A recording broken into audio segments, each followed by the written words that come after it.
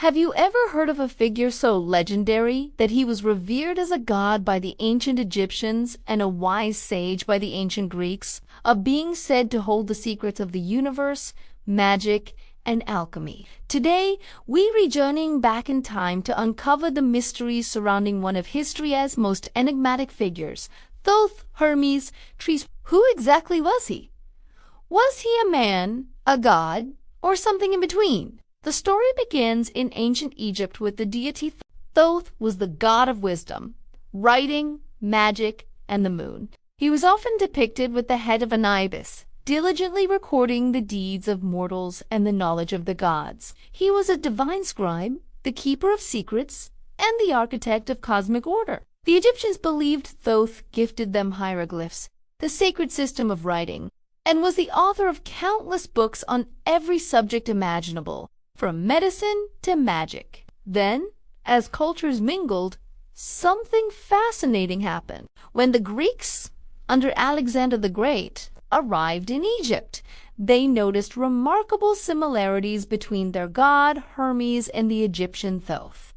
Hermes was the messenger of the gods, a guide for souls to the underworld, and a patron of knowledge and commerce. Like Thoth, he was a master of words and a bridge between different worlds. Seeing this incredible overlap, they combined the two deities into one syncretic figure, Hermes. But why Trismegistus? It means thrice greatest. Why 3 times great? There are a few theories. Some say it's because he was the greatest king, the greatest priest, and the greatest philosopher. Others believe it signifies his mastery over the 3 realms of existence: the physical, the mental, and the spiritual. This title elevated him beyond a mere god or sage. He became the ultimate source of all esoteric knowledge, the grand master of cosmic secrets.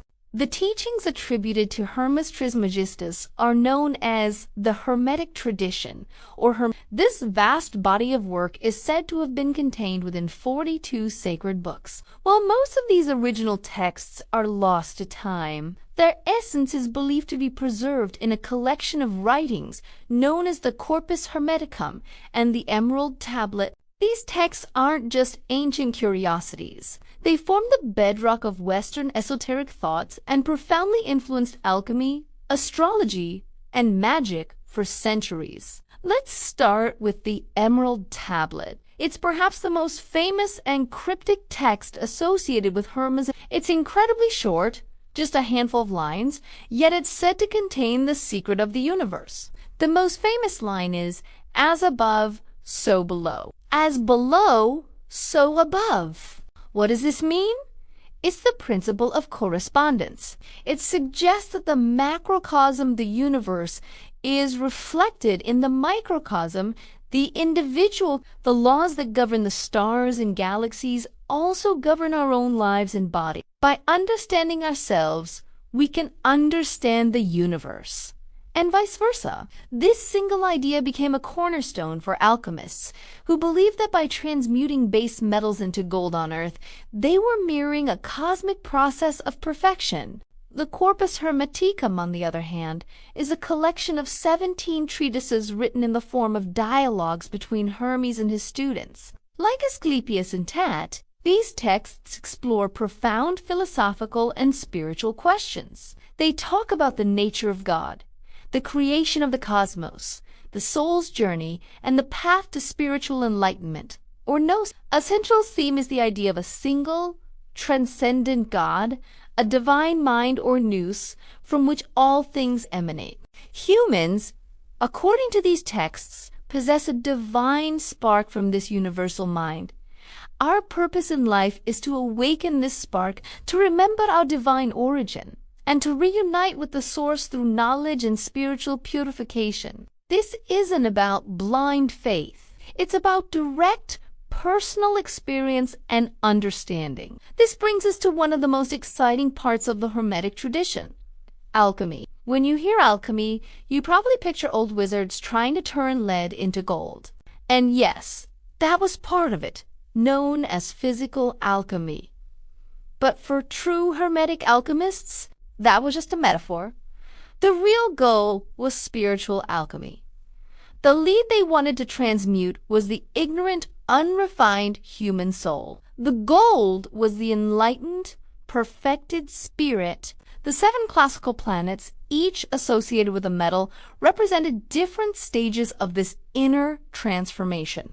The alchemical process in the lab dissolving, purifying, recombining was a physical mirror of the spiritual work happening within the alchemist's own soul. It was a path of self-perfection. The influence of Hermes Trismegistus didn't end with the ancient world. His ideas went underground during the early Middle Ages but roared back to life during the Renaissance. When the Corpus Hermeticum was rediscovered and translated in 15th century Florence, it caused a sensation. Thinkers like Marsilio Ficino and Pico della Mirandola saw Hermeticism as a Prisca theologia, an ancient theology that predated and confirmed Christianity. They believed Hermes was a real historical figure, a wise pagan prophet who had foreseen Christian truths. This sparked a huge wave of interest in magic, astrology, and philosophy that blended these ancient ideas with contemporary thought.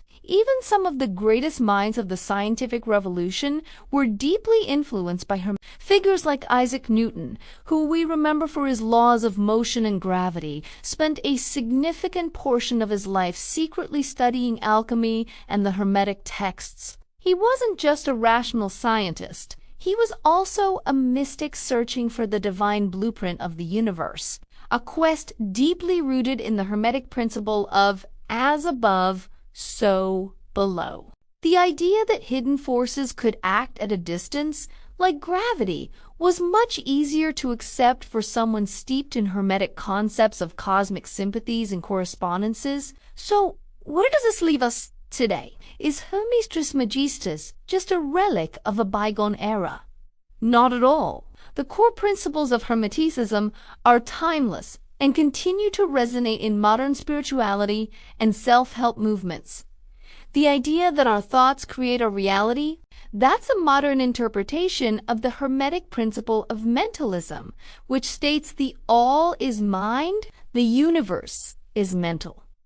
The law of attraction, the power of positive thinking, the search for a higher self. Many of these popular concepts have deep roots in the teachings attributed to the Hermetic tradition. Encourages us to see the world not as a collection of dead, separate objects, but as a living, interconnected whole animated by a divine consciousness.